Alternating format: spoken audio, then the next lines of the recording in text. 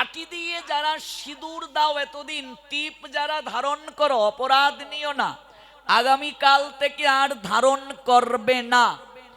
সিঁদুর হচ্ছে রজগুণের প্রতীক।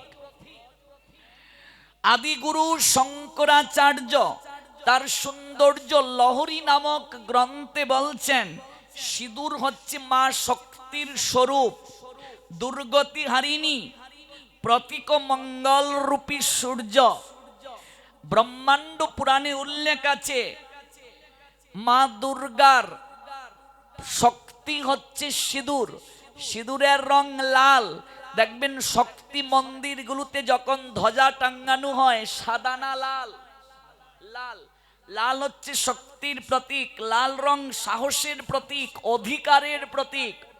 যেদিন থেকে আপনার স্মৃতিতে একটা পুরুষ সিঁদুর পরিয়ে দিল, সেই দিন থেকে আপনি সিঁদুরের অধিকারে সেই পুরুষের সকল কিছু প্রাপ্ত হয়ে গেলেন।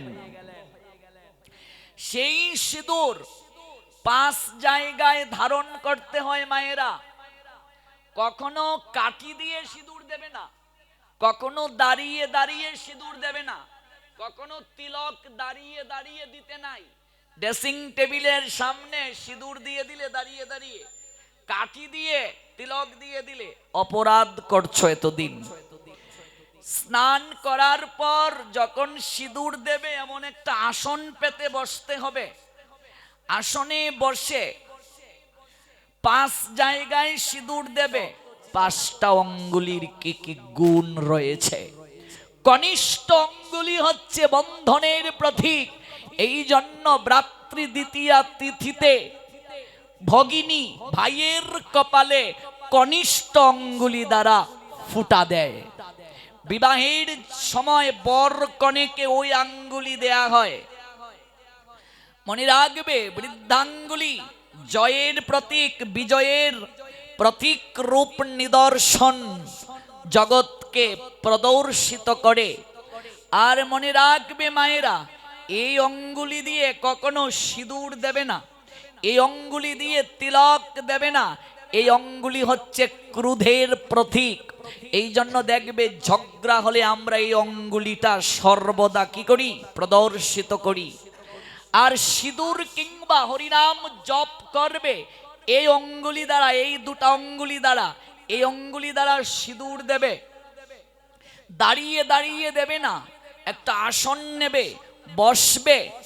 তারপর প্রথমে সিঁথিতে ওম কৃষ্ণায় নমঃ, তারপর কপালে ওম কেশবায় নমঃ, তারপর কণ্ঠে ওম গোবিন্দায় নমঃ, তারপর শঙ্খে ওম মধুসূদনায় নমঃ। 2 শঙ্খের মুখে দেবে। তারপর যেটুকু লেগে আছে বস্ত্রে ওম মাধবায় নমঃ। তারপর ধ্যান করবে, এমন করে বসে চোখ 2টি মুদ্রিত করবে, শঙ্খ 2টি এমন করবে, সিঁথিতে স্পর্শ করবে, মন্ত্র বলবে, শিরভূষণ সিন্দুরম ভর্তুরায়ু বিবর্ধনম সর্বরত্নাকরম দিব্যম সিন্দুরম প্রতিগৃহ্যতাম।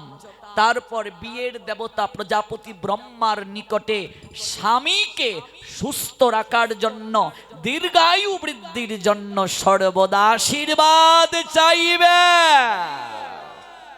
এই হলো নিবেদন, এই হলো প্রার্থনা। কাঠি দিয়ে নয়, টিপ নয়, রূপার কাঠি বানানো নয়, সিঁদুর বানাতে কাঠি নয়, অঙ্গুলি প্রদর্শন করতে হয়।